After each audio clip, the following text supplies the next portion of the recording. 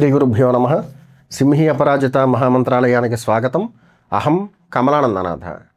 చాలామంది మంత్రశాస్త్రంలోకి ప్రవేశిద్దామని వారి యొక్క ఆసక్తిని వృద్ధి చేసుకుంటూ ఉంటారు. చాలామందికి మంత్రశాస్త్రంలోకి ప్రవేశించాలని ఉంటుంది, కానీ ఎలా ప్రవేశించాలి, సరైన గురువు లభించరు. వాళ్ళ కోసం వీళ్ళు చేసే ప్రయత్నం కూడా అంత ఉన్నతంగా ఏముండదు. ఏదో కాస్త నలుగురు ఐదుగురిని సంప్రదించి వాళ్ళల్లో ఎవరు కొంచెం గొప్పగా చెప్పారో వాళ్ళ దగ్గర అధ్యయనం చేయాలని అనుకుంటారు. మంత్రశాస్త్రంలోకి ప్రవేశించడానికి సరైన గురువు లభించాలంటే మొట్టమొదట యోగం ఉండాలి. ఆ యోగాన్ని ఒక మంత్రం వృద్ధి చేస్తుంది. అందరూ యోగం చేత మాత్రమే మంత్రశాస్త్రంలోకి ప్రవేశించరు.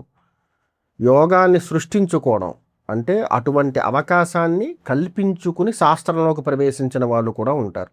అలా యోగాన్ని వృద్ధిపరిచేది ఇది ఏ యోగం? మంత్రాభ్యాసానికి సంబంధించిన, శాస్త్ర అధ్యయనానికి సంబంధించినటువంటి యోగం మాత్రమే.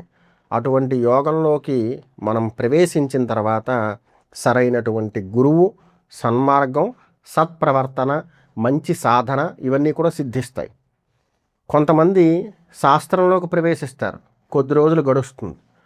సాధనా క్రమంలో 1 మాసం 2 మాసాలు జపం చేసిన తర్వాత దాని మీద ఉన్న శ్రద్ధ తగ్గిపోతూ ఉంటుంది.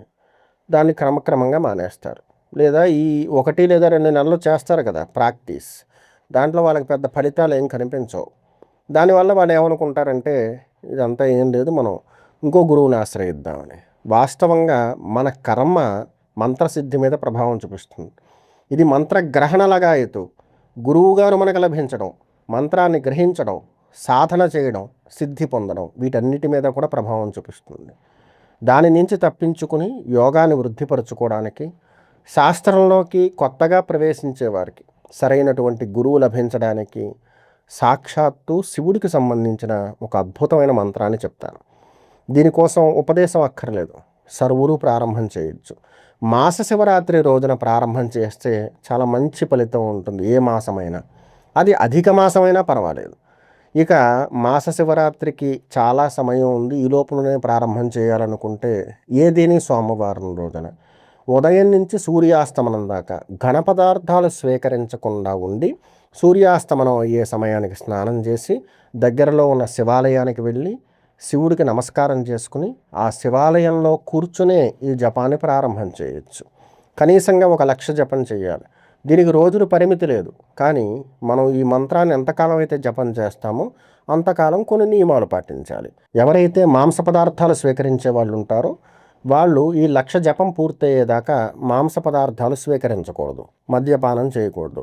ఇక రోజులు అనేది సాధకుడి యొక్క వెసులుబాటు మీద కూడా ఆధారపడి ఉంటుంది. రోజు కనీసంగా ముహూర్త కాలాధికం అంటే 1 గంట సేపు పైన ఈ జపాన్ని నిర్వర్తించాల్సి ఉంటుంది. అలా క్రమంగా 1,00,000 జపం పూర్తి చేసిన తర్వాత శివుడికి తన కామ్యాన్ని చెప్పుకుని, ఎటువంటి కామ్యం? ఆధ్యాత్మిక మార్గంలోకి శాస్త్ర అన్వేషణకు ప్రవేశించడానికి సరైనటువంటి గురువు లభించాలని చెప్పేసి, అది కూడా చివరి రోజు అవకాశం ఉంటే కనుక సోమవారం అయ్యేలా చూసుకోవాలి. ఈ విధానం ప్రారంభం చేసే రోజున, చివరి రోజున అభిషేకం చేసే రోజు, ఈ 2 మాత్రమే ఉదయ భాగం నుంచి సాయంత్రం దాకా ఏమీ తినకుండా ఉండాలి. కొన్ని ఆలయాల్లో మహానైవేద్యం పెట్టిన తర్వాత సూర్యాస్తమనం అయ్యాక అభిషేకం చేయరు. మహానైవేద్యం అయ్యాక చాలా ఆలయాల్లో అభిషేకం చేయరు. కొన్ని ఆలయాల్లో చేస్తారు సంప్రదాయం ప్రకారం.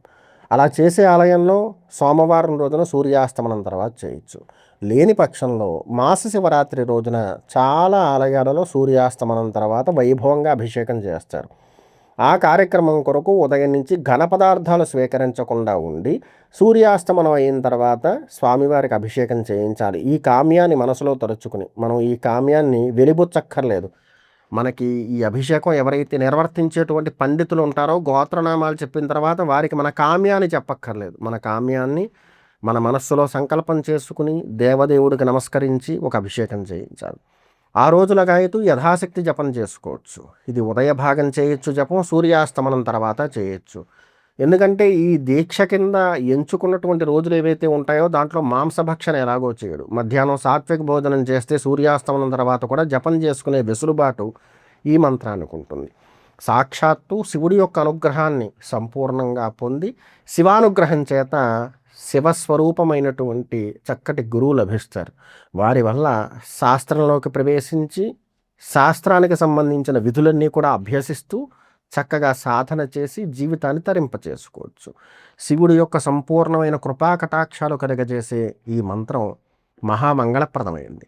మనం ఈ మంత్రాన్ని యథాశక్తిగా అంటే సూచించిన విధంగా 1,00,000 జపం కొన్ని రోజుల్లో నిర్వర్తించిన తర్వాత అప్పుడు మనం ఎంచుకునేటువంటి మార్గం కేవలం శ్రీక్రమం అనే కాదు, ఏ మార్గాన్ని ఎంచుకున్నా, ఎటువంటి మంత్రాన్ని మనం సాధన చేయాలనుకున్నా, దానికి సంబంధించిన గురువు లభించకపోతే కనుక ఈ మార్గాన్ని చేసి చూడండి. ఖచ్చితంగా మీరు ఆశించినటువంటి విద్యను ప్రసాదించేటువంటి గురువు మీకు లభిస్తారు. మంత్ర వివరణ తెలియజేస్తాను. హౌం నమశివాయ. హౌం నమశివాయ. మామూలుగా ఓం నమశివాయ అని చెప్తాం కదా, దానికి ఉపదేశం ఉండాలి. ప్రణవంతో కూడినటువంటి పంచాక్షరి ఉపదేశంగా గ్రహించి సాధన చేస్తేనే సరైనటువంటి ఫలితం ప్రాప్తిస్తుంది. లేదు సర్వులు నమశివాయ అనేటువంటి పంచాక్షరిని నిత్యం సర్వకాల సర్వావస్థల యందు జపం చేయొచ్చు. ఉదయం మంచం మీద నిద్ర లేచాక అదే మంచం మీద కూర్చుని నమశివాయ అని స్మరణ చేయొచ్చు. కానీ ఈ హౌం నమశివాయ ఇది సరైనటువంటి గురువుని ప్రసాదించి ఆధ్యాత్మిక మార్గంలో మనం మంగళప్రదంగా ముందుకు వెళ్ళడానికి సహకరిస్తుంది. ఈ సాధన ప్రారంభం చేసిన తర్వాత గడిచేటువంటి రోజులు, సాధన నిర్వహించేటువంటి రోజులు ఏవైతే ఉంటాయో అందులో వచ్చేటువంటి సోమవారాలు కొంచెం శ్రద్ధగా ఉండాలి. ఉపవాసం పూర్తిగా చేయక్కర్లేదు, కానీ ఉదయ భాగంలో సూర్యాస్తమనం తర్వాత సంధ్యా సమయాల్లో ఎక్కువ జపం చేసేటువంటి ప్రయత్నం చేయాలి. మన దగ్గర దేవతార్చనలో శివలింగం లాంటివి ఉంటే కనుక దానికి నిత్యార్చన చేసుకోవచ్చు. ఇది కూడా మంగళప్రదమైన ఫలితాన్ని ఒసగడానికి ఒక మంచి మార్గంగా తెలియజేస్తారు. దగ్గరలో శివాలయం ఉందండి, 2 పూట్ల వెళ్ళి కూర్చుని జపం చేసుకునే వెసులుబాటు ఉందండి అనేటువంటి వారు చక్కగా శివాలయానికి వెళ్ళి కూర్చుని చేసుకోవచ్చు. పురుషులైనా స్త్రీలైనా సర్వులు ఆచరించవచ్చు. స్త్రీలు నెలసరి సంక్రమించకుండా ఉండేటువంటి రోజుల్ని ఎంచుకుని ఎప్పటి లోపల దీన్ని పూర్తి చేస్తామో చూసుకుని దాని తగ్గట్టుగా రోజు అంత సంఖ్యా నియమం అని ఆపాదించుకుని చేయొచ్చు. ఇందులో ఏ రుద్రాక్షమాలనైనా ఉపయోగించవచ్చు జపాన్ని లెక్కించడానికి. కొందరు ఏం చేస్తారో తెలుసిన, కొన్ని నిమిషాలకి ఎంత సంఖ్య అవుతోంది అనేది ముందుగా లెక్కించుకుంటారు. దాన్ని బట్టి ఇంకా మాలను ఉపయోగించకుండా సమయాన్ని ప్రమాణంగా చేసుకుని సుమారుగా ఒక 6,000 జపం అయిందనుకోండి, 5,000 కింద నమోదు చేసుకుంటారు. ఎందుకంటే 1,000 అదనంగా చేసినట్టుగా. ఇలా కూడా 1,00,000 జపాన్ని పూర్తి చేస్తూ ఉంటారు. సుమారుగా రోజుకి ఒక 5,000 చొప్పున జపాన్ని నిర్వహిస్తే ఉదయ భాగంలో ఒక 5,000, సూర్యాస్తమనం తర్వాత ఒక 5,000 చేస్తే 10,000 అవుతుంది. అప్పుడు 10 రోజుల్లో పూర్తవుతుంది. మనం ఉభయ సంధ్యల్లోనూ 2 పూట్ల కలిపి ఒక 5,000 జపం చేస్తే 20 రోజుల సమయం పడుతుంది. ప్రతిరోజు దేవతార్చనలో లింగానికి పూజ చేసేటువంటి వారు ఖచ్చితంగా ఏదైనా తీయటి పదార్థాన్ని నివేదన చేయండి. దీన్ని వండనవసరం లేదు. మనకి ఏదైనా ఒక లడ్డూ లాంటివి సిద్ధపరచుకుని ముందుగానే పెట్టుకుని దాంట్లోంచి వాటాను మనం తినేయకుండా ఎవరికి పెట్టకుండా కేవలం నివేదనకు మాత్రమే ఉపయోగించి తర్వాత ఈ సాధకుడు కుటుంబ సభ్యులు స్వీకరించవచ్చు. సోమవారం రోజున ఒక కొబ్బరికాయ కొట్టి నివేదన చేయడం చేత మనం ఎంచుకుని సాధన చేస్తున్నటువంటి మార్గం మరింత మంగళప్రదంగా ఉంటుంది. గురువు లభించనప్పుడు, సరైనటువంటి గురువు లభించాలని కోరుకునేటప్పుడు మనం ఎంచుకున్నటువంటి విద్య, నాకు ఫలానా ఇచ్చా విద్య ఉంది, బగల చేయాలనుకుంటున్నాను, నాకు సరైన గురువు లభించలేదు, గురువు లభించినా పూర్తిగా తెలియచేసే వాళ్ళు ఎవరూ లేరు, అలా మన ఆసక్తికి తగ్గట్టుగా మనకి తగ్గట్టుగా ఈ విద్యను ప్రదానం చేసి తర్వాత కూడా మనల్ని నడిపించేటువంటి సరైన గురువు లభించడానికి ఈ మార్గాన్ని ఎంచుకోవచ్చు. సర్వేజనా సుఖినో భవంతు. అహం కమలానందనాథ.